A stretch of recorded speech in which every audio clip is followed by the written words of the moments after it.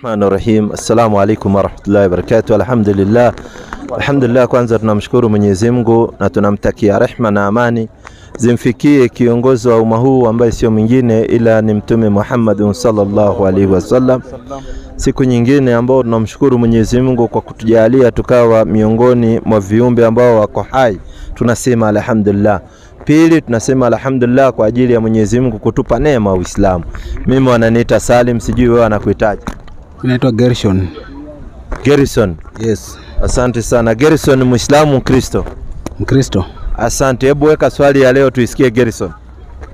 Leo nataka mnipatie mafunzo kwa hiyo kusilimu. Hiyo nishafika kwa mlango wa kusilimu. Sasa nataka hiyo mafunzo ABCD ya kusilimu.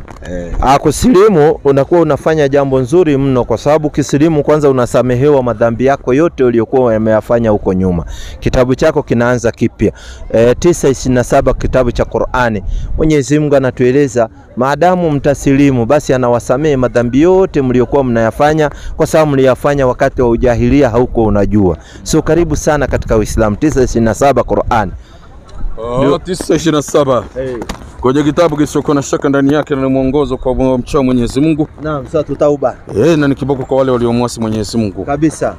Kisha baada ya haya Mwenyezi Mungu atawasamehe watakao katika wale makafiri. Maadamu watasilimu watubie. Yani ukisilimu Mwenyezi Mungu anakusamehe yale madhambi uliyokuwa unayafanya, kwa sababu haukuwa unajua ulifanya ukiwa katika upande wa ujahilia.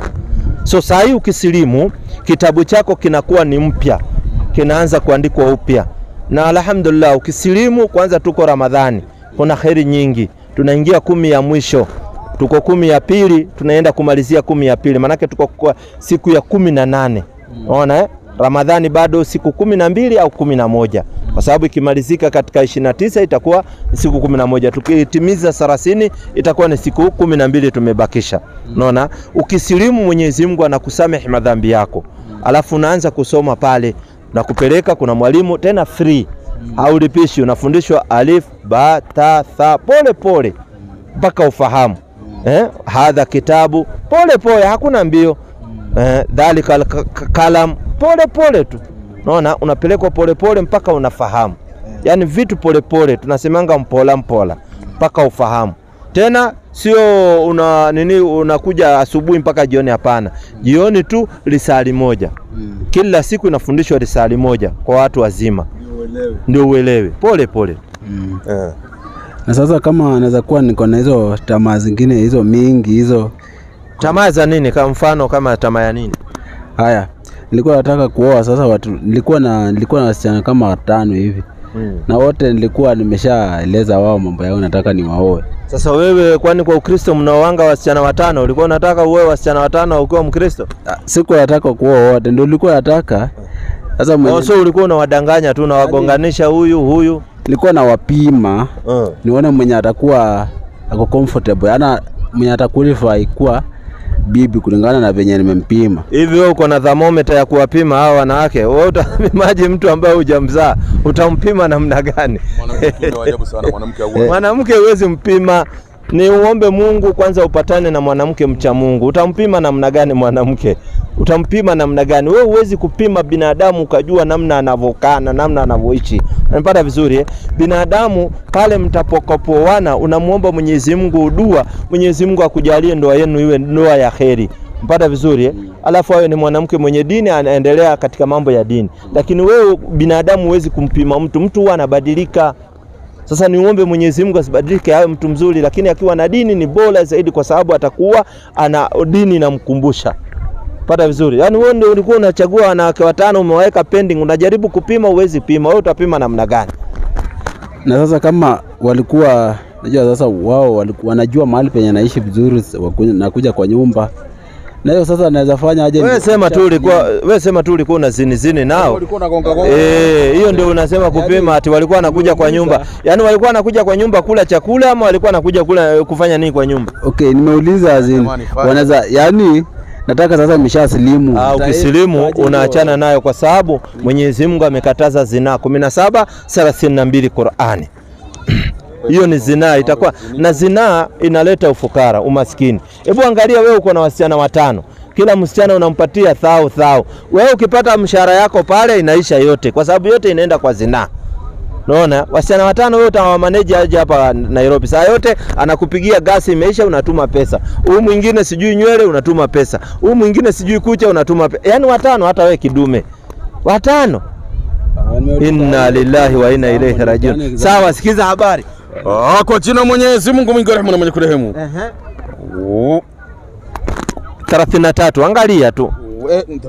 32. Wala msikaribie zina. Mungu kwanza anakuambia wala usikaribie zina. Wacha ile akuje kwa nyumba hapa ukague, hakuna mambo kama hiyo.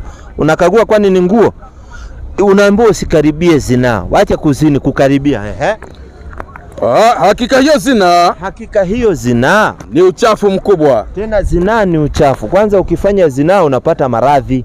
Unapata vizuri Ni uchafu mkubwa mno, na pia inaleta ufukara na inaondoa nuru. Inaendelea kusema na ni njia mbaya kabisa. Tena unaambiwa zina ni njia mbaya kabisa. So we ni uachane nao, utafute msichana, uoe msichana mmoja. Ndoa ya halali. Wasichana wako wengi. Sasa wewe unachukua 5 unapeleka wapi kaka? So we silimu kwanza, soma dini, alafu hayo mengine yatakuja. Bora kwanza usome dini. Wewe unapenda dada yako aziniwe? Vyenye wewe unachukua hao wasichana 5. Wewe ungependa pia kijana mwingine achukue wasichana 5 na mmoja wako ni mmoja wale wasichana ni dadako? Wewe unaweza furahia? Ilikuwa ni hiyo ni example tu. Ni example, sikatai, lakini wewe unaweza furahia dadako achukuliwe afanyiwe mchezo? Hiyo na bana. Unaona? Vyenye wewe unasikia uchungu dadako akifanywa hivyo, nawe inafaa usikie uchungu, kwa sababu unayemfanyia hivyo ni dada wa mwingine. Ana ndugu zao pia. Ana ndugu zake. Unapata vizuri vyenye unachukua ule msichana unakuja unampiga watoto 2, unamzalisha watoto 3, alafu hujamuoa mwingine naye huku umezalisha 2 kando, mwingine ni makosa. Kwa sababu wale ni wasichana, kuna baba amewazaa, kuna mama aliyewazaa, kuna kaka zake, kuna dada zake wengine, unaona? So wewe ukisilimu basi kwanza usome, uifahamu dini, alafu ndio uendelee polepole na maisha. Uko tayari kuwa Muislamu? Sasa hiyo unasema nikishasilimu ndio nioe ama naweza? Ukisilimu kwanza ni usome. Usome kwanza dini. Kwanza ukijua dini ndio haya mengine yanafuata. Kwa sababu kila kitu kwanza ni elimu, alafu haya mengine yanafuata. Hata kusali huwezi kusali kama huna elimu. Kwa sababu kuna mambo yanayofanywa katika sala, wewe utafanyaje? Utasema nini? Ukienda katika rukuu utasema nini? Ukienda katika sijida utasema nini? So ni vizuri kwanza usome. Masomo inakuwa ni kitu ya bora zaidi. Ukisoma shahada, ukisoma alafu unaendelea ukiswali, ukiendelea na masomo pole pole, haya mengine yanakuja. Na in case kama naweza kuwa nishaoa kwa nyumba. Sasa tayari umeoa ama ni in case? Yaani tayari sasa wewe umeoa? Sijaoa, bado hajazaa. Na ndio nauliza, umeoa? Bado hajazaa. Unajua wewe ueleweki, unajua hauko straight. Hauko straight. Kuwa straight, usije kama umekuja usilimu ndio uoe. Unajua kuna watu pia wanakuja na hiyo mbinu, anataka aje asilimu ndio aoe. So labda ana kasichana wako nako Muislamu ameona mahali, sasa akaona huyu anampendeza zaidi, akasema acha basi niende ndio nisilimu ndio nikuje nioe. Na hiyo ni hatari kubwa sana, kwa sababu hautawahi fuata dini, kwa sababu wewe haukusilimu kwa ajili ya Mungu, wewe ulisilimu kwa ajili ya kuoa ya mwanamke. Na mkigombana, mkiachana, kesho unarudi kanisani. So ni vizuri usilimu kwa ajili ya Mungu, usisilimu kwa ajili ya kuoa. Kwa sababu hata unaweza oa msichana na akakufa. Au msichana akaolewa na bwana akakufa. Sasa itabidi arudi kwa dini yake, kwa sababu kile kilichokuwa kimemleta ni ndoa, hakuwa ameletwa kwa ajili ya Allah. Inafaa usilimu kwa ajili ya Mwenyezi Mungu, sio kwa ajili ya ndoa. Usiwahi silimu ati kwa ajili ya ndoa au nini, hiyo ni makosa. Au kazi. Maanake kazi itaisha. Wala usisilimu ati kwa sababu unasema mtu fulani ameniambia nisilimu atanipa 500 ama 1000. Usiwahi. Kwa sababu ukipewa ikiisha, alafu utakuwa namna gani? Unasilimu kwa ajili ni kitu imetoka katika roho yako. In any situation utafuata Uislamu. It doesn't matter. Utapata shida, utapata nini, utafuata Uislamu. Kwa nini? Kwa sababu ulisilimu kwa kupenda kwako. Haukusilimu kwa ajili ya material things. So mambo ya kusilimu na kuoa ni vitu mbili tofauti. Ya, wewe unasilimu kwa ajili ya Allah. Ya kuoa ni mengine atakuja. Sasa wewe uko tayari kusilimu au uko tayari kusilimu kwa ajili ya kuoa? Mimi niko tayari kusilimu. Sasa wewe ukisilimu kwanza soma dini. Alafu mengine atakuja baadaye. Naona? So hauwezi hata ukisilimu, yani Uislamu ni unasimamishwa na nguzo 5. Kwanza ni shahada, ya pili ni sala, ya tatu ni zaka, ya 4 ni kufunga Ramadhani na ya kufunga saumu, na ya 5 ni kwenda kuhiji. Sasa wewe ukisilimu, hii ya kusilimu hauwezi kufanya haya mengine mpaka kwanza utoe shahada. Ukitoa shahada ya pili unakuja ni kusali. Unasali ndio uweze kutoa zaka, kama Mwenyezi Mungu amekupa uko na mali ya kutoa zaka. Na mpaka vizuri na hii nyingine. So wewe kwanza kama uko tayari kusilimu kwa ajili ya Mungu, nafasi iko. Lakini kama uko tayari kusilimu kwa ajili ya mwanamke, hiyo inakuwa mbala nyingine. Hiyo nakuelewa. Sasa nasema kama naweza kuwa nilioa kitambo, ninafaa nimlete. Ndio nauliza wewe umeoa? Unajua tusiseme kwa mfano, wewe umeoa ndio tuanzie pale. Sasa mimi bado sijaoa. Sasa wewe hujaoa tunazungumzia nini? Hatuwezi zungumzia kitu ambayo wewe hauko katika hiyo situation. Ni sawa sawa unaniuliza nikiwa na ukimwi nitafanyaje? Unauna kama uko nayo ndio utazungumzia hiyo hali. Wewe hujaoa na ndio wewe unaambiwa wewe ni wepesi mambo yako.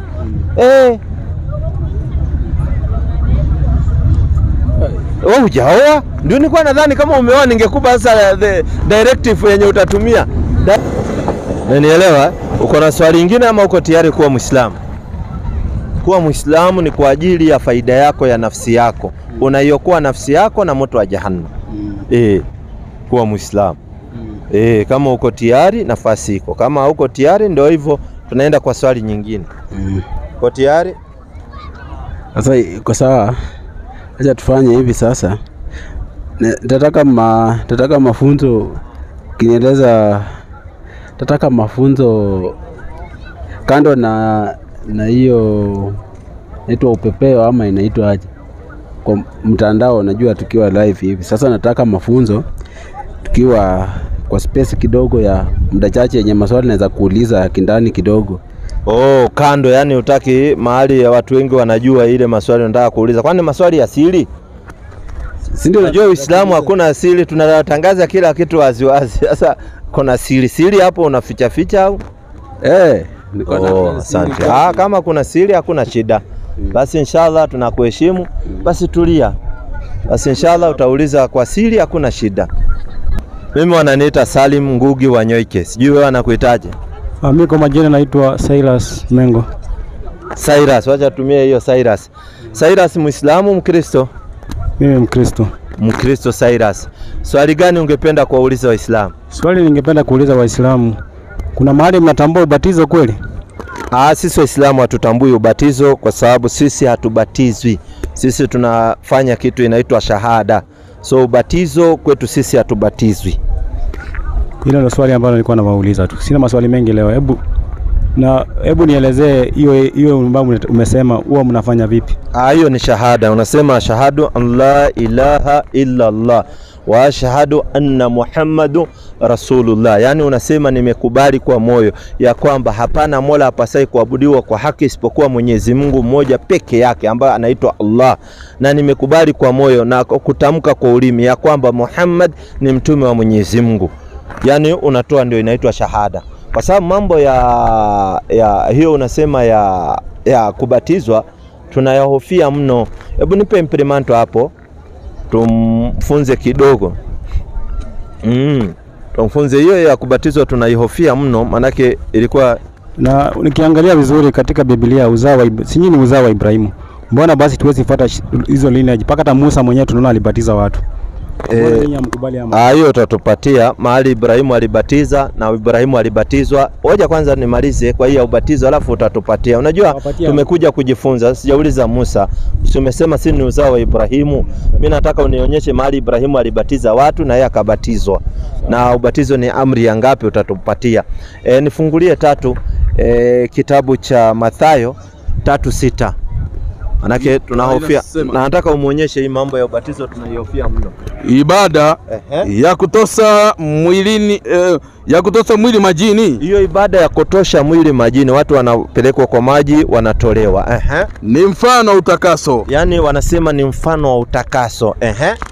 Au wa kujitengeneza upya. Au wanasema watu wanafanya kitu wanaita purification, yani kujitengeneza upya. Hiyo ubatizo hiyo. Ibada kama hiyo ya ubatizo ilijulikana na kutendeka katika dini za kipagani. Kumbe hii kubatizana ilikuwa inafanyika katika dini za kipagani, na Uislamu si upagani. Uislamu ni dini ya Mwenyezi Mungu. So wapagani ndio walikuwa wakifanya haya mambo. So sisi Waislamu si wapagani. Alhamdulillah, ndio unaona hatufanyi hiyo ubatizo, tunatoa kitu inaitwa shahada. Sawa? Hapo nilikuwa kuleta kwa channel mzuri, uzao wa Ibrahim. Lakini sasa wakati mambo ya Mungu imeanza, Musa ndiye ametuletea kitabu mambo ya sheria. Na Musa mwenyewe ukisoma maandiko, Musa alibatiza. Haya, tuonyeshe mahali Musa alibatiza watu. Ukisoma kwenye kitabu cha Wakorintho wa kwanza. Wewe Musa sio wa Wakorintho. Wakorintho ni Paulo. Ndio nataka nikuje pole. Paulo hakuwa wakati wa Musa. Musa vitabu vimeandikwa. So uwezi kutupatia Paulo atueleze kuhusu Musa. Sasa mbona unachenga? Sasa ni maandiko. Kwa sababu na unajua nachenga kwa nini? Kwa sababu Paulo amekuja juzi, hawezi hebu nitolee hiyo ya Paulo. Alafu tutaenda kwa Musa tuangalie. Because tukikosa kwa Musa hakuna shida, kwa sababu haiwezekani Mkenya ati anaenda kuuliza Mrwanda kuhusiana na Kenya. Naona Mkenya ndio anafaa kuelezea kuhusu Kenya. So kama ni ubatizo anafaa kuelezea Musa, sio watu wengine wamuelezea ati Musa amefanya hivi. Si mambo ya Musa yameandikwa ama hayajaandikwa? Yameandikwa. Na mimi nataka nikuulize swali, unakubaliana na Biblia ama unaipinga? Biblia tutakuja kukubaliana nayo, kwa sababu Biblia nitakubaliana nayo ilipewa nabii gani na ilishuka nchi gani? Ndio nikubaliane nayo. Biblia ilipewa nabii gani, mwaka gani, na ilishuka kwa lugha gani? Basi kama unaipinga Biblia, hubiri hapa Qur'ani. Sijasema napinga. Najua mimi nakuona wewe ni jazba tu uko nayo, elimu ndio hauna. Elimu ndio tatizo kwako. Unajua kwa nini huna elimu? Ni kwa sababu unasema tuache Biblia. Hii ni kitabu kilichoandikwa na wazungu. Tutaachaje wakati wewe Muafrika hujaandika chako? Yaani wewe ukiandika chako ama uko yako ikiandika chako ndio tutaacha. Lakini hichi cha wazungu tutasoma. Tuone urongo waliokuja kutudanganya nayo na kutukolonize nayo. Sasa kama unasikia uchungu tukisoma Biblia wakati sio ya kwako, chukua kitabu, andika na uweke jina yako pale. Ya kwako hatutasoma. Sasa hichi sio chako. Mbona unanipinga na unakubali uko mara mbili? Mbona unaipinga unaiunga mkono? Sasa mimi nimeuliza tu swali ndogo. Wewe si ndio umetuambia kama nakubali Biblia nikakuuliza, ili niikubali lazima nijue source ya kitu mahali kimetoka. Biblia imetoka nchi gani kwanza? Si unajua mahali Biblia imeanza na Waisraeli. Ndio nakuuliza imetoka wapi, nchi gani? Si Israeli kwani? Tupatie andiko Biblia imetoka Israeli. Biblia ilikuwa na wana wa Israeli. Tupatie mahali Biblia ilikuwa wana wa Israeli. Isiwe hadithi za Abunwasi. Wapi Biblia ilikuwa na wana wa Israeli, tupatie. Musa anatoka wapi? Sijauliza. La haula wala quwwata. Kitabu cha Mwanzo ni Musa. Biblia kwanza inamaanisha nini? Biblia ni nini haswa? Inamaanisha nini?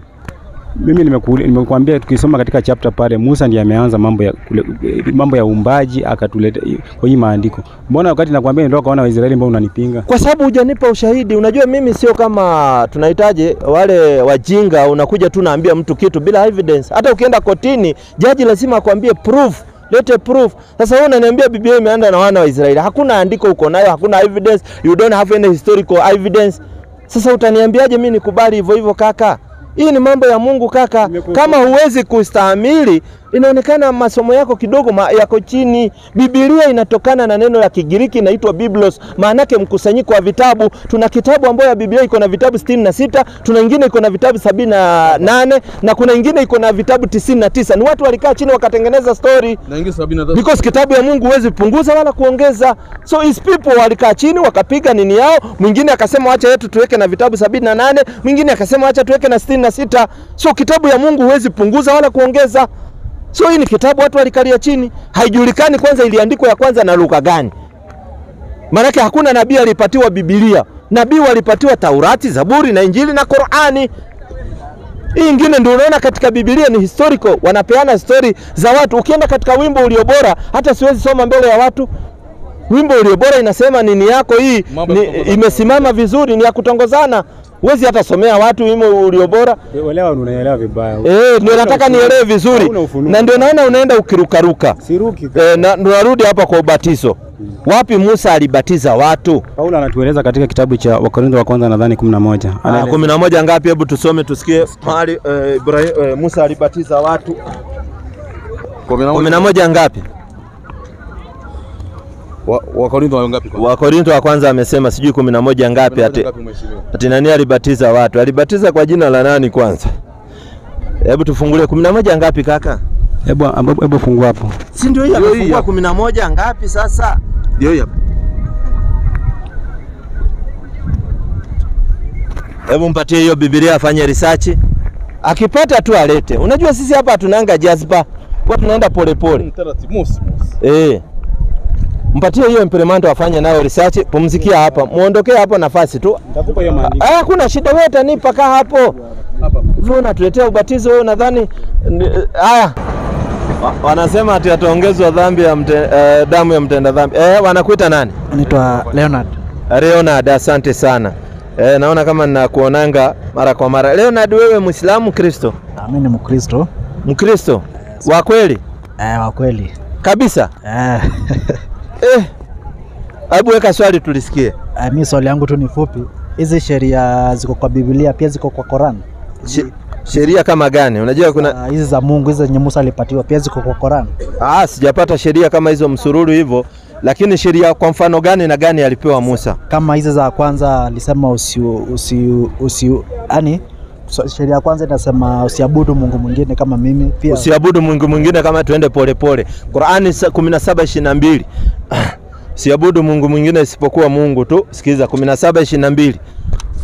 Kwa jina la Mwenyezi Mungu mwingi wa rehema na mwenye kurehemu. Usifanye Mungu mwingine pamoja na Mwenyezi Mungu. Usije kama mwenye kulaumiwa na mwenye kukosa kukunusuru. Na Mola wako amehukumu kwao kuwa msimwabudu yeyote ila yeye tu. Ndio hiyo sheria iko. Mungu ametukataza tusiabudu Mungu mwingine isipokuwa yeye. Ingine gani? Kama si ya pili na kuanga, yani usitaje jina la Mungu kwa uovu. Hizo usitaje jina la Mungu kwa uovu kivipi? Si tumekatazwa pia kuapa hapa kwa mzaha. Imekatazwa hiyo. Kuna mambo ya kuapa hapa kwa jina la Mwenyezi Mungu imekatazwa. Na sisi zinakuanga 10 pia za Qur'an. Sio 10, zetu ni nyingi. Sio 10. Kama nyinyi mlipewa ka 10 tu, hiyo kadogo. Sisi tumepewa sheria nyingi sana. Katika Uislamu sheria ni nyingi mno. Hiyo ndio nataka tu kujua. Sheria ni nyingi mno katika Uislamu. Sawa. Mbona na wewe usijiunge ukawa Muislamu? Kinachokuzuia kuwa Muislamu nini? The obstacle ambao iko ya wewe kuwa Muislamu nini? Najua mtu anasomanga ndio aelewe, huwezi enda kuingia mahali hivi, lazima kwanza usome kwanza. Asante sana. Ngoja kidogo ndio nataka nielewe. Hivyo ukitaka kuoga, maji umeweka kwa bafu, utaingia kwa bafu ndio uoge ama utaoga ukiwa nje? Nitaingia kwa bafu ndio oge. So na wewe ukitaka kusoma Uislamu lazima uingie katika Uislamu ndio ufanyeje? Ndio usome. Sasa utasomaje Uislamu hali ya kuwa uko nje? Si bado nikiwa hapa bado naendelea kusoma nikiwa. Hapa tunakufikishia machache. Ukiingia katika Uislamu ndio unasoma mengi mno. Ndani ya Uislamu ndio unasoma mambo mengi mno. Kwanza Uislamu umekuja na Uislamu kwanza unapigana na haya masanamu ambao watu wanayaabudu mno. Qur'ani 37:49 Qur'ani. Sikiza. Yaani dini ya haki imekuja ili kuiondoa nguvu hizi dini za kuabudu masanamu. 34:49 Qur'ani. Sikiza hiyo. 34:49 Qur'ani. 34:49 Qur'ani.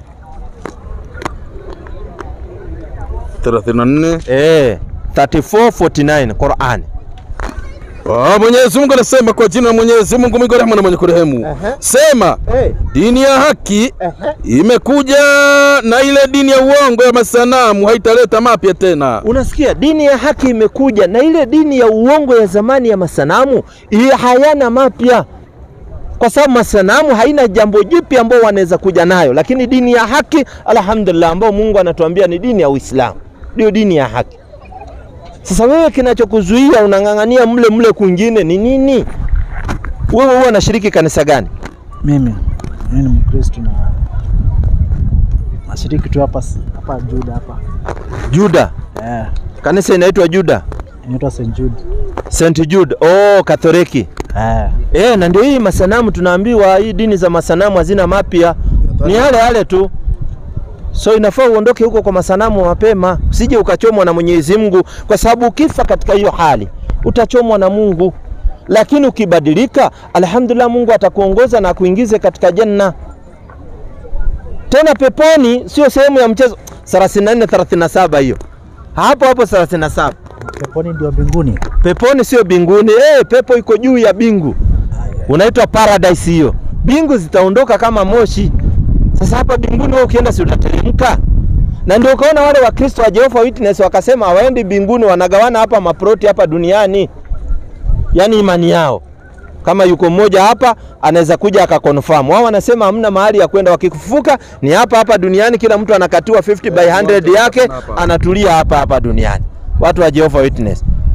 Kama una habari. Unajua hizi madhehebu zote huwa tunazifanyia research pole ili tuzipate vizuri. Na imani yao ni gani? Yaani wanaamini nini na nini na nini na nini. Unaona Sasa wewe ni Mkatoliki, wewe unaamini siku ya mwisho tutamea mabawa. Yaani ati wewe utamea mabawa. Sijui utamea mawili au matatu. Sikiza habari. Kwa jina la Mwenyezi Mungu mwingi wa rehema na mwenye kurehemu. 34 37. Na si kwa mali zenu wala watoto wenu. Sio kwa mali zenu au watoto wenu, watakao kukaribisheni kwetu katika daraja za peponi. Sikiza, katika daraja za peponi kuingia paradise sio watoto wako au mali yako ambayo inakukaribisha ati ukiwa na mali nyingi sasa unakaribia kuwa na Mungu. Hapana. Wala watoto ati niko na watoto wengi sana, watoto wangu wazuri bana, mimi sasa naenda peponi. Hapana. Ni nini kinachokukaribia na Mungu? Isipokuwa aliamini na kutenda matendo mema. Isipokuwa aliamini na kutenda matendo mema nafsi yako. Baba anaweza ingia peponi, mtoto akaingia motoni. Mtoto anaweza ingia paradise, baba akaingia motoni. Mke anaweza ingia paradise, mume akaingia motoni.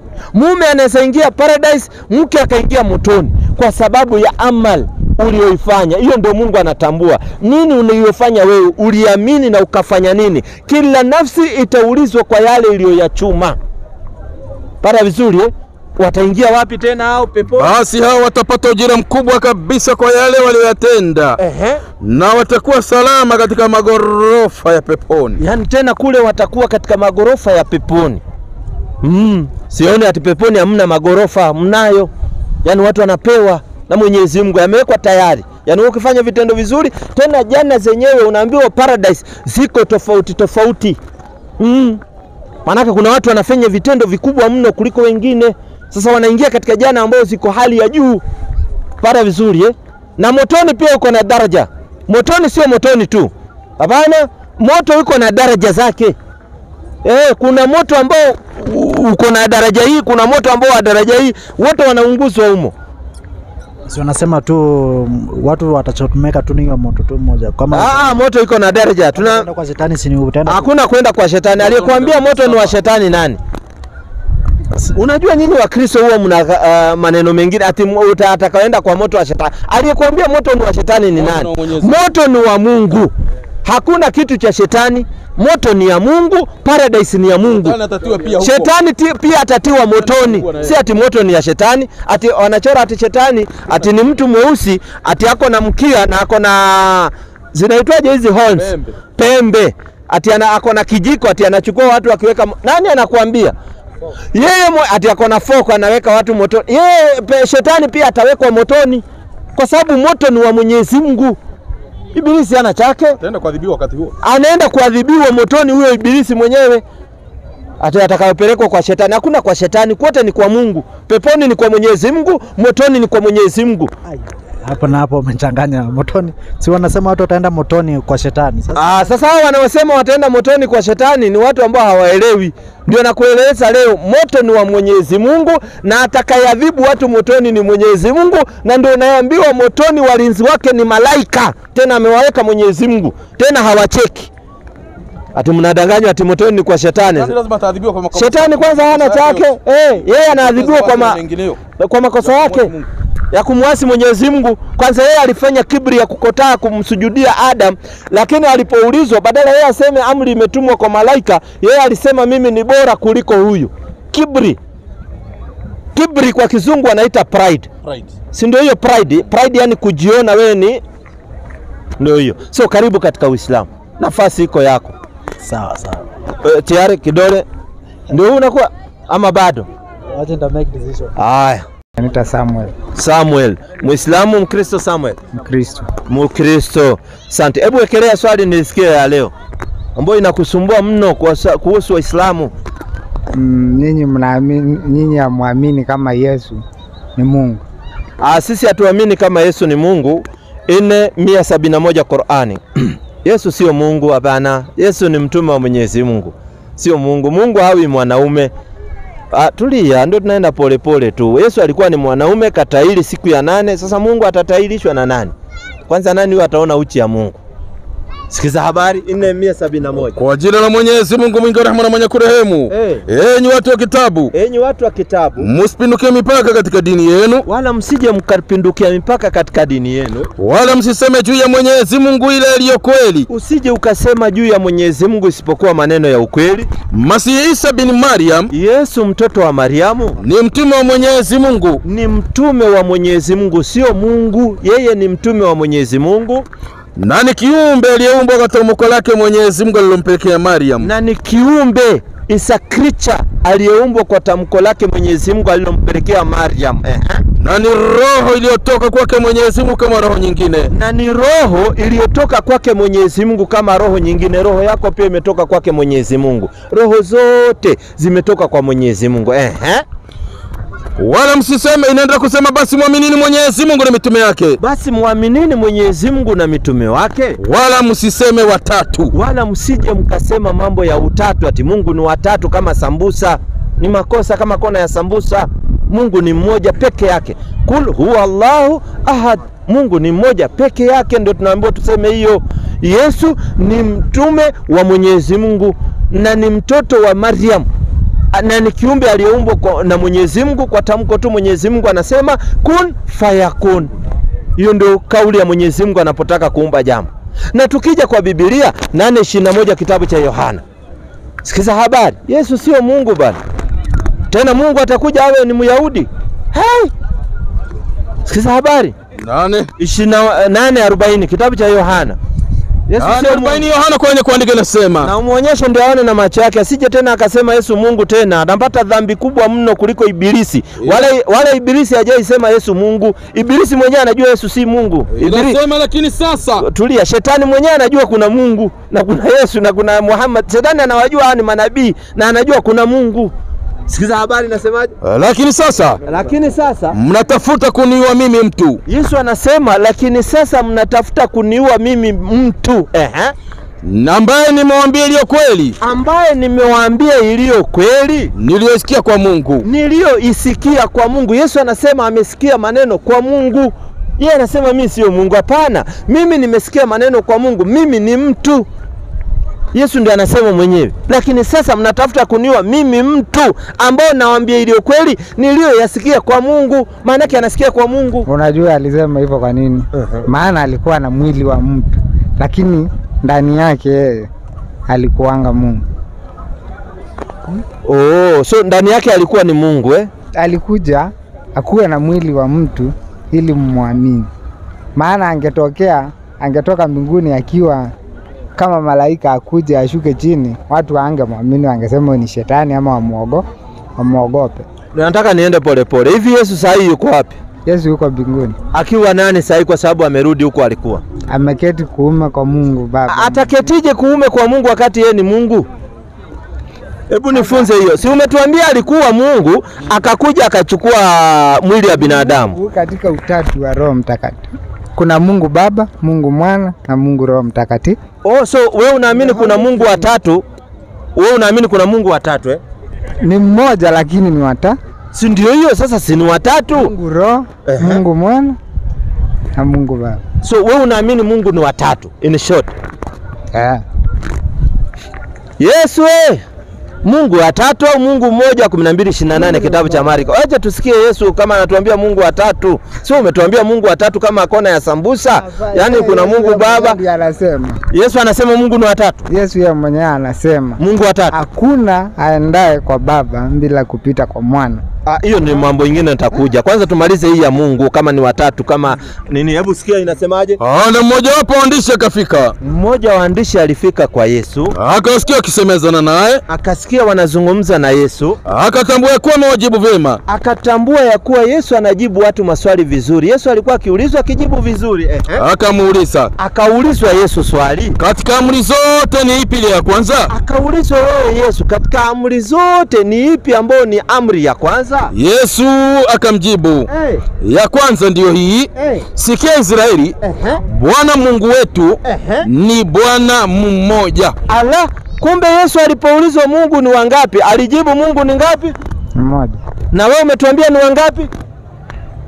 Yaani katika unielewi hivi. Ndio nataka nikuelewe. Hivi niko na wewe hapa ndio nikuelewe. Wewe umeniambia kuna Mungu watatu. Yaani kuna Mungu Baba, kuna kitu inaitwa Holy Trinity, yaani kuna Mungu watatu. Je, hii Mungu watatu imeandikwa katika kitabu gani katika Biblia? Imeandikwa katika Mathayo. Mathayo ngapi Mungu watatu? Ili tuione. Maana tukiuliza manabii wote wanakataa, wanasema Mungu mmoja. Yesu mwenyewe anasema Mungu ni mmoja. Mathayo ngapi? Sasa ili tuone Mungu watatu, Mathayo ngapi ambayo inasema miungu watatu? Maana sisi katika Qur'an tumekatazwa mambo ya Mungu watatu. Qur'ani 5:73.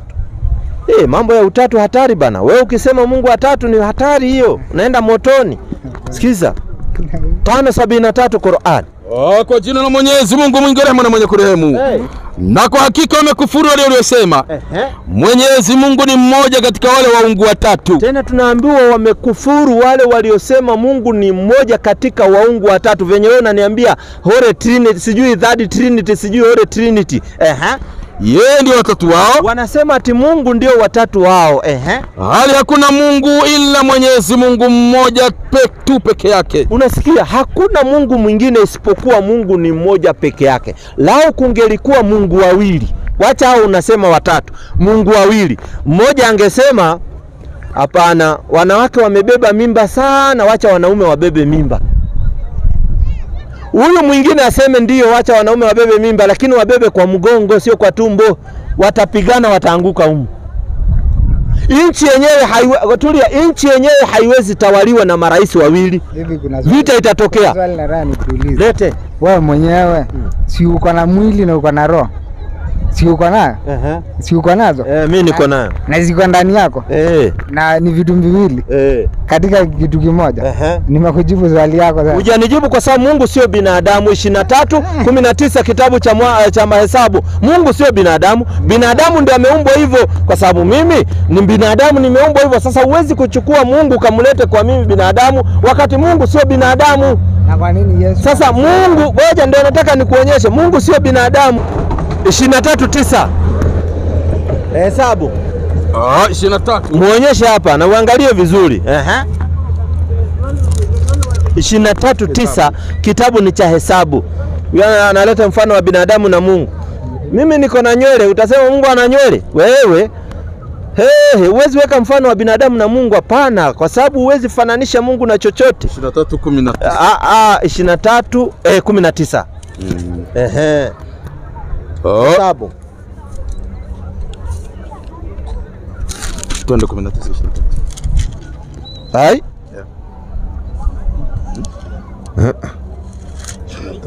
23:19 Hesabu. 19. Niko wapi sasa? 22, hebu niangalie 22:19. Hiyo Hesabu. Mungu si mtu wala si mwanadamu. 22. Sikuwa nasema 23:19. Hesabu 23:19. 23:19. Hesabu. Hesabu. Mungu si mtu aseme uongo. Sikiza, Mungu si mtu aseme uongo, wala uwezi mfananisha. Teremka. Nenda kusema. Mungu si mtu aseme uongo, wala si mwanadamu ajute. Wala Mungu si mwanadamu, wakati Yesu ni mwanadamu. Na Yesu alijuta, ndio nyinyi mnasema Yesu amejuta, ameenda msalabani asema Eloi lama sabakthani, Mungu wangu mbona unaniacha? Sasa ataachajwe na Mungu wakati yeye ndio Mungu? Kuna swali pia nataka nikuulize ingine. Weka. Kwanza hiyo hujanijibu. Yesu ataachajwe na Mungu wakati yeye ndio Mungu? Haya, acha nikuulize swali. Yesu alikufa na akafufuka au? Yesu alikufa kwa ugonjwa gani? Aliuliwa msalabani na akafuka. Aliuliwa na nani? Yaani watu waliua Mungu? Binadamu waliua Mungu? Na unasema ndio? Ndio nakuuliza alikufa. Ndio nataka uniambie. Ndio tunaenda polepole. Je, Mungu anaweza kufa? Mungu aliyeumba mbingu na ardhi anakufa? Kulikuwa na sababu ile. Ikuwe na sababu, kusiwe na sababu. Mungu aliyetuumba sisi zote anaweza kufa. Wacha kwanza hii ya kuuawa na binadamu. Kwa sababu kama binadamu wanaua Mungu, hata wanaogopa nini? Si siku ya kiyama tu wanaenda wanaua Mungu, anaingia peponi. Subhanallah. Subhanallah. Sasa huyu Mungu ndio nauliza. Nataka usiende kaka, nataka hapa unajua unasonga nyuma. Alafu tumalizane hiyo niingie kwa ingie. Mungu aliyeumba mbingu na ardhi anakufa? Anaweza kufa? Hii maiki yafanya kazi. Inafanya kazi. Hii maiki inafanya. Ndio nauliza tu swali ndogo ili nielewe. Nyinyi wa Kristo katika imani yenu mnaamini Mungu aliyeumba mbingu na ardhi anaweza kufa? Tena kwa kauawa na binadamu aliyowaumba kwa ajili ya dhambi zetu. Yaani kuja kutulipia dhambi zetu. Sasa Mungu analipia dhambi zetu kwa nani wakati yeye ndio Mungu? Mwana wa Mungu. Sio Mungu, sasa amekuwa ni mwana wa Mungu sasa. Usiende, maana nataka tufahamu. Unajua kuna mambo hata yaingii kwa akili. Kama Yesu unasema ni Mungu, alafu huyu Mungu amekuja akachukua mwili wa binadamu, alafu huyu Mungu anakuja akufe kwa ajili ya dhambi ya watu, alafu huyu Mungu ndio asamehe watu dhambi. Sasa anakuja kufa kwa ajili ya nini wakati angesema nimewasamehe hao watu tu dhambi? Anakuja kuteseka bure huyu Mungu wenu. Tena huyu Mungu ananjoroshwa na watu. Tena hao watu ndiye aliyewaumba. Tena hao watu bado wanamtailisha. Na ndiye aliyewaumba hawa watu. Hatari sana. Afala takiruni, hii kitu unaona kweli na make sense? Yaani Mungu aliyeumba mbingu na dunia, Mungu angetaka anatusamehe sisi zote bila chochote. Mungu ametufanyia mtihani akatuweka katika hii ardhi. Hii ni mtihani tunafanywa. Ni nani miongoni mwenu atakayeshukuru au ni nani miongoni mwenu atakayekufuru? Na ndio unaona hata mtu mbaya Mungu anampa riziki. Qur'ani 34:36. Hata wale wanasema Mungu. Na watu wazuri, hata wale wanasema hakuna Mungu, wanapewa riziki na Mungu. Wengine wanasema wanaabudu shetani, Mungu anawapa riziki. Na kupata riziki sio kusema wewe ndio mtu mzuri. Na kuna wengine wacha Mungu lakini Mungu amewabania riziki yao. Wanawekwa ngumu kweli kweli. Inawekwa ngumu. Sikiliza Qur'ani inasemaje? 34 baya ngapi? 34:36 Qur'ani. Kwa jina la Mwenyezi Mungu mwingi wa rehema na mwenye kurehemu. Sema, kwa yakini Mola wangu humfungulia riziki amtakaye. Sikiza, Mwenyezi Mungu humfungulia riziki amtakaye. Japokuwa ni mtu mbaya, ijapokuwa mtu anafunguliwa riziki na ni mtu mbaya, mtu ambaye ni wengine ni hapa wanaabudu ng'ombe. Na wanakuandika kazi, wewe unaenda kufanya kazi kwao, lakini ukiingia anasema iko hii Mungu ya baraka, iko hii Mungu ya mvua, ameweka tusanamu pale. Lakini wewe unayemwabudu Mwenyezi Mungu wa haki unaenda na kuajiri kazi yule. Ama uwajui hao wewe? Na wana makampuni makubwa. Wanaabudu ng'ombe ndio Mungu wao. Lakini wewe unaenda kufanya kazi kwao. Mungu anampa riziki hata kama ni mtu mbaya. Malizia. Amtakaye japokuwa namdhikisha. Amtakaye japokuwa ni mtu mwema. Hata mtu mwema Mungu anamnyima riziki saa zingine.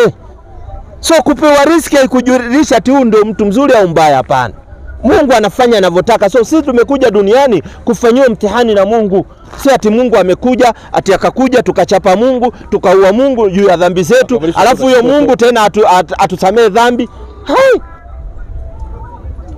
Yaani Mungu aumbe Mariamu, huyo Mungu aingie tumbo ya Mariamu, huyo Mungu azaliwe, huyo Mungu akuje achapwe, huyo Mungu akuje akufe, huyo Mungu akufe ati ili atusamee dhambi kutokana na yeye mwenyewe.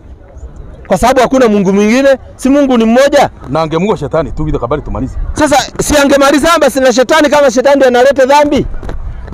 Hapana, Mungu anakupea ruhusa uchague. Uchague lile zuri ama ile mbaya. You have the power to choose. Basi na ndio tumeletwa hapa duniani ili kufanywa mtihani. Sio ati Mungu aje akufe kwa ajili ya dhambi yetu. Na Yesu sio Mungu, binadamu kama wewe na mimi, isipokuwa ana cheo cha unabii. 2:5 Timotheo, tumalizane na hiyo. 2:5 Timotheo. Maana mimi naona unaelewa wepesi, na ukisilimu tutakuita Omar. Karibia hapa, usiwe na wasiwasi. Mbona wakimbia?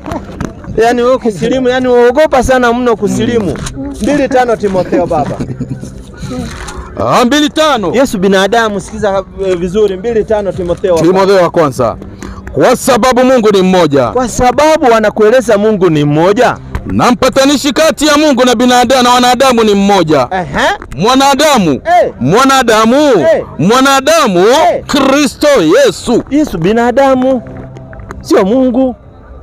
Na Mungu sio binadamu. Unanielewa? Sio karibu sana katika Uislamu. Nafasi iko. Sawa Haya, tulia dakika 2. Vizuri katika ngoja kwanza. Tunataka tuone pale Musa alibatiza watu. Ngapi? Wakorintho wa kwanza 10. Anzia hapo chapter 10. Haya 10 Anzia 10, anzia mstari wa kwanza. 11. Wakorintho wa kwanza 11. Kwa maana ndugu zangu, sipendi mkose kufahamu ya kuwa baba zetu walikuwa wote chini ya wingu. Wote wakapita kati ya bahari. Wote wakabatizwa wao wa Musa katika wingu na katika bahari. Asante. Haya, ngoja kuwa hapa kidogo. Tulia. Anatuambia, Paulo anasema tuwe wote ambao babu zetu walipita chini ya wingu. Sawa? Ni tukio lililotokea? Lililotokea. Wapi lilitokea? Kule jangwani. Haya, tupatie andiko mahali lilitokea. Hapo Wakorintho nimekupatia. Huyu anatuambia kitu kilifanyika, tujakiona kikifanyika. Si Musa alikuwa duniani? Wapi kitendo kilitendeka? Isiwe ni stori zake za jaba. Wakati wa Musa kitendo hicho kilitendeka kweli, kwa sababu Musa alipopita baharini hawakubatizwa baharini. Bahari ilikaa kando na ya pande hii kando, wakapita katikati, hawakubatizwa na kulikuwa kumekauka hapo katikati. Sasa na kubatiza tunajua ni kutumbukiza. Sasa wapi katika andiko Musa anasema mimi Musa nimewabatiza watu kwa jina la Baba, la Mwana na la Roho Mtakatifu? Iko wapi? Acha papara. Umekubali Timotheo, lakini ikifika kwa Wakorintho mbona unaruka Paulo? Na mambo yake unakubali. Mimi ninaona kidogo wewe uko na tatizo ya masomo, sio kupenda kwako. Najua naweza kukujaji bure. Nikuelewa, nimeona wapi kule kwa Musa. Kwa sababu wewe nimeona masomo ndio yana tatizo kidogo tu, kwa sababu wewe umetuambia Paulo hakuwa wakati wa Musa, ama alikuwa? Ngoja, alikuwa? Asante. Alitoa wapi hii ufunuo kuwa Musa alibatiza watu, wakati tukirudi katika kitabu ambacho Musa alikuwa nacho hatujapata sehemu yote Musa alibatiza watu? Sasa tutaamini hije maneno yake wakati wa Musa hajafanya kitendo kama hicho? Unaamini Injili? Paulo anasingizia Musa. Katika Injili pia bado kuna ubatizo. Sijauliza Injili. Kaka, sijui kama tutaelewa. Nitaenda kwa swali lingine because una buy time. Wewe umetuambia Musa alibatiza watu baharini walipofuka. Tunataka tuone Musa akifanya hicho kitendo. Mtu asimsemee Musa wakati mambo ya Musa yameandikwa. Sasa mbona tusione Musa ni kweli kaenda hapa kabatiza? Na hayo maandiko ya Musa kuvuka baharini. Maandiko ya kuvuka Musa baharini yako kwa Biblia, hajasema amebatiza. Mbona unaruka hiyo yenye Paulo anatufunulia? Hiyo Paulo mimi nataka nipate evidence kikuwa kitendo alinukuu wapi, alitoa wapi? Alitoa wapi hiyo kuwa Musa alibatiza watu baharini? Alitoa wapi? Kila andiko la Mungu linafaa kwa maonyo na mafundisho. Hatufai kutoa wala kuongeza. Paulo ametufunua, unafaa uridhike na hiyo andiko. Kama ni hivyo 14:15 kitabu cha Mithali. 14:15 Mithali. Hiyo mimi siwezi enda hivyo. Kama wewe ati huyu akisema tu nakubali, lazima tuone kitendo kilitendekea wapi. Sio unatupa tu story ambayo haina evidence. 14:15. Siwezi amini kila kitu mimi. Yeye alibatizwa. Atakuja kwa Yesu. Acha tumalizane na hii ya Musa. Unajua usirukaruke mambo. 14 Mithali 15. 14:15 anasema mjinga huamini kila neno. Mjinga ndio huamini kila neno. Wewe utaambiwa Musa alibatiza unasema ndio, lakini hujaona. Lazima tuone Musa alienda akabatiza. Alibatiza mto gani? Ni Jordani ama alibatiza sehemu gani? Imeandikwa. Malizia. Hapo Paulo anatuambia ni bahari. Maliza. Kwanza Shamu hakuna bahari. Bahari gani hiyo ya Shamu? Paulo ameongea vizuri hapo. Hebu soma hiyo maandiko. Ndio nauliza, ngoja kwanza. Sina shida. Ndio unajua unaambia mjinga huamini kila kitu. Hiyo bahari ya Shamu inaitwaje? Na Musa alivukia bahari ya Shamu. Soma hayo maandiko. Musa alivukia bahari ya Shamu ama Red Sea? Isomwe maandiko hapa imeandikwa. Malizia 14:15 hiyo. Mjinga huamini kila neno. Sasa ndio hiyo, mjinga ndio tunaambiwa huamini kila neno. Yaani mjinga leo ukija umwambie nani alifanya hivi anakuambia ndio, lakini bali mwenye busara huangalia sana endavyo. Yaani sisi huwa tunaangalia sana tuendako, sio kila kitu tukiambiwa amen. Hapana, lazima tujiulize. Wao ukituambia Musa alibatizana, tunajua ubatizo umeletwa na Yohana. Wakati wa Yohana ndio alikuwa anabatiza, ndio Biblia inasema Yohana alitokea nyikani akibatiza. Baada ya Yohana hakuna mtu yeyote aliyefanya mambo ya ubatizo. Lakini mjinga ataambiwa ati Musa alibatiza, anasema ndio. Wapi Musa alibatiza? Hakuna. Amini. Hiyo itakuwa ni kidogo na tufanya watoto wadogo.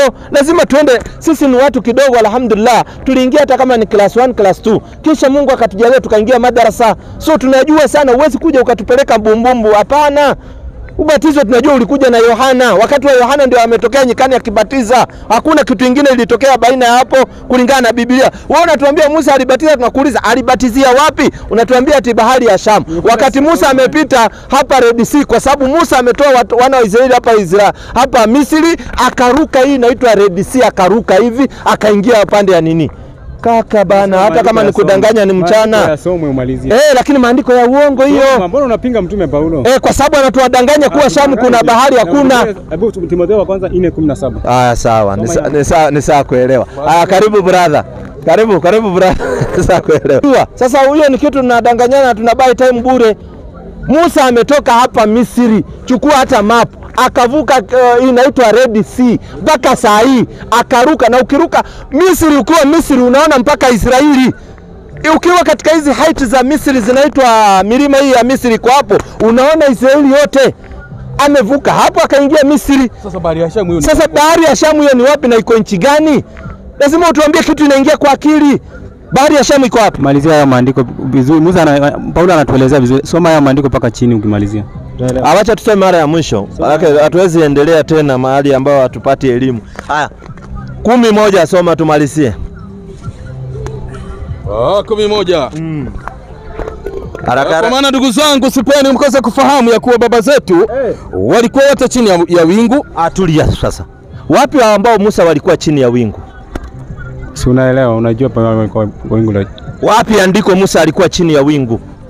Ndakupa tu maandiko, tulia. Atupe kwanza ndio tuende pole. Endelea. Unataka kupinga. Endelea. Lazima utupe ushahidi. Sisi hatuendangi bumbu. Malizia. Wote wakapita kati ya bahari. Wote wakabatizwa. Wawe wa Musa. Nani katika wingu na katika bahari? Katika wingu na katika bahari. Sasa swali inakuja ndogo tu hapo kwa Paulo. Nani aliyowabatiza? Hapo ni Musa alibatiza wana wa Israeli. Tupatie andiko Musa alibatiza wana wa Israeli sasa. Tayari hilo si andiko, tena unapinga na si wakati wake maandiko haya kupitisha watu. Haya sawa. Ni wapi kawabatiza? Ndio swali mwalimu anauliza. Mimi nitakujibu na swali na kwa Wakorintho. Mimi sijauliza na Wakorintho, nimeuliza hivi. Kipi na andiko? Ndio nauliza. Nitakujibu. Na unajua ndio hivyo nakwambianga masomo ni kidogo yanasaidia. Unatuambia Musa alibatiza watu kwa bahari. Wapi Musa alifanya hiyo kitendo kwa bahari? Wakati tunajua wakati wa Musa wana wa Israeli walipita kati ya bahari, hawakubatizwa na mtu. Kwa nini? Maji yalikuwa kando na mengine kando. Sasa wapi Musa aliingiza watu kwa maji akawabatiza? Short and clear.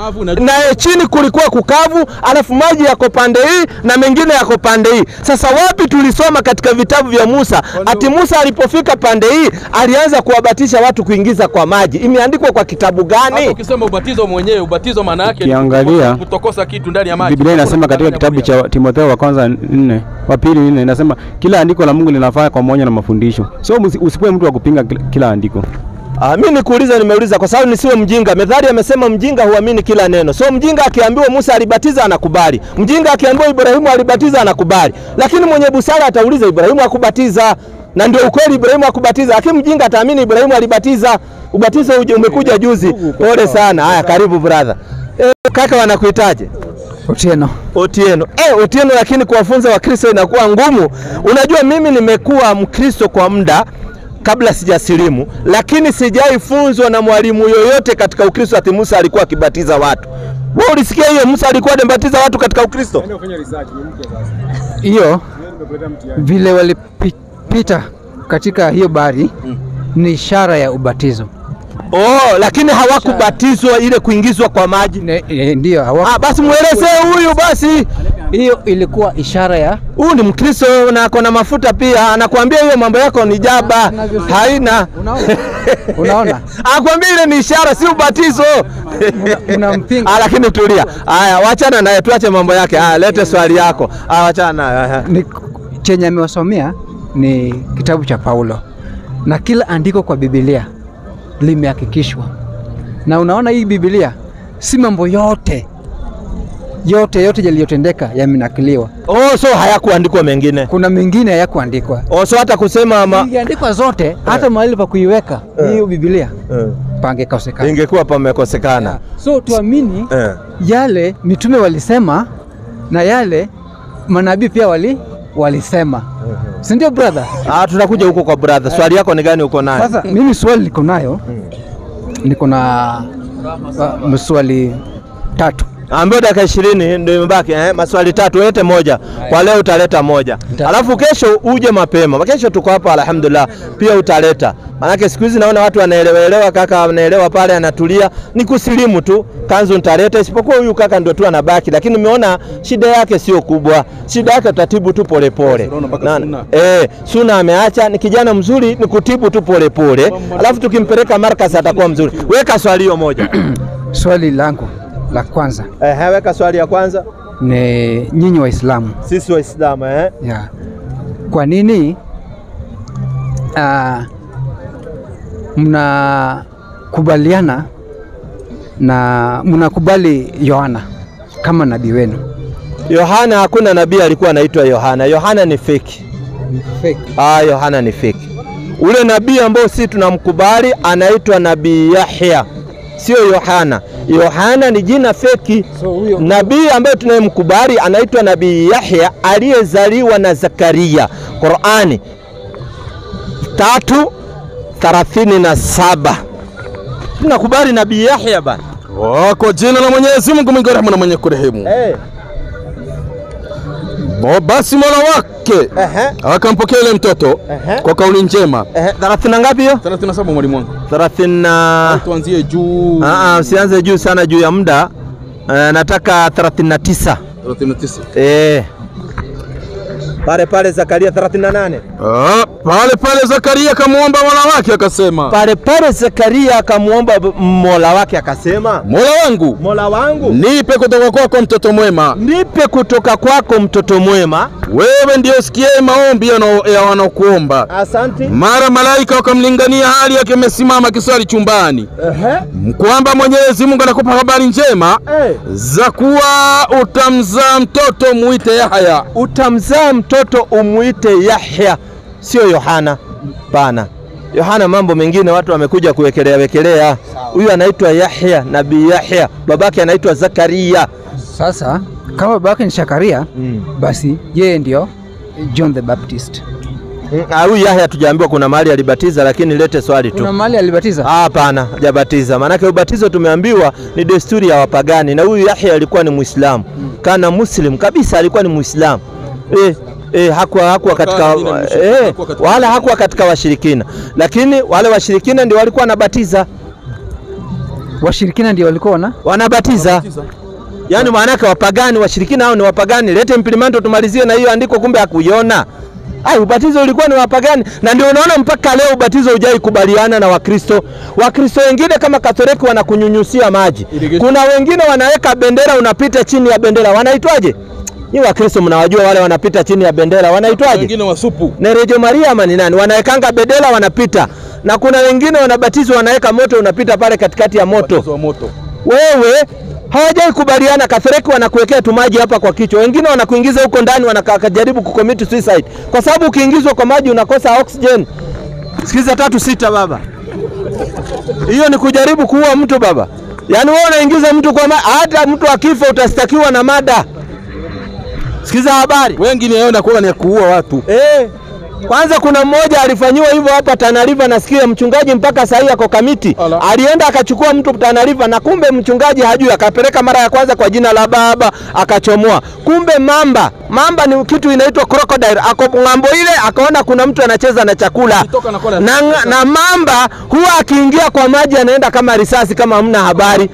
Akampeleka kwa jina la Mwana. Aliponyanyua mamba akaanza safari. Alipoenda kwa jina la Roho Mtakatifu alichomoka na kichwa peke yake. Mamba amekatanisha. Na meno ya mamba si mchezo nyie. Msicheze na mamba. 3-6 tumalizie twende tukasali.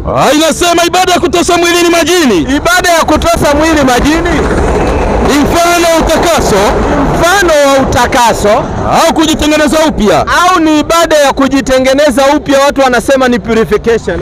Ibada kama hiyo ya kuweka watu majini ilijulikana na kutendeka katika dini za kipagani. Na ndio unaona hata Wakristo wengine wamekataa kuweka watu kwa maji. Angalia anaitazama. Hajaiona. Wewe kuja kesho mapema. Sasa tunaenda kwa ajili ya iftari na nini, tunakimbia kwa ajili ya kusali magharibi. Hii inaitwa Primando. Njoo kesho mapema inshallah saa 10 inshallah. Asalamu alaykum warahmatullahi wabarakatuh.